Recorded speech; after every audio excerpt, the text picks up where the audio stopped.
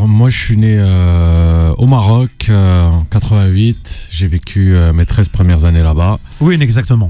À Casablanca. Casa, Darbaïda. Je suis Marif, au centre du centre. Et j'ai emménagé au Canada avec ma famille en 2001. J'avais 13 ans. Et j'ai passé le clair de ma vie à Montréal. Et depuis 2016, je fais beaucoup d'allers-retours entre ici et Montréal, entre Paris et Montréal. Et là, je suis back à Marrakech. Moi, j'ai toujours été l'artiste de la famille.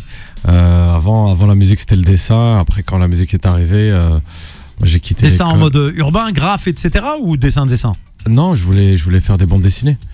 Moi, j'étais fan de toutes les bandes dessinées belges, Astérix et Obélix, Tintin, Spirou, etc. Et de l'autre côté, Akira Toriyama, les Dragon Ball, tous ces trucs-là japonais que j'étais... En fait, tu vois, c'était ma génération, on n'avait pas d'iPad. Donc, on avait des bandes dessinées et moi, j'adorais ça. Et la musique est arrivée beaucoup plus tard, à mes 16 ans à peu près. J'ai commencé avec le rap, qui est le plus accessible... à l'époque, et puis après ça s'est développé, j'ai commencé à faire de la prod, etc. Alors on va parler de ce courant musical que tu as initié, qui s'appelle le dry, c'est ça, si je ne m'abuse. Exactement. C'est un mélange de drill et de rail, en fait, c'est ce qu'on m'a dit. C'est de la drill, du shabi moghrebi. La drill dans l'esprit, le rail dans l'émotion et le shabi dans le rythme. Tu vois, si je peux te le décrire comme ça. À la Marrakechia un petit peu. En fait, c'est un honneur incroyable que de porter toute cette diaspora, qu'elle soit marocaine, algérienne, tunisienne et même africaine.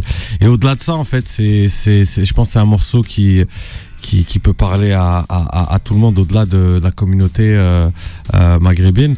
Mais c'est sûr que pour le coup, ça a été c'est comme un truc que tu savais pas que tu avais besoin. Tu vois, et du coup, ça explose, tu vois. Et c'est incroyable. Tu fais les choses pour que ça marche, mais à chaque fois que ça marche, t'es toujours surpris.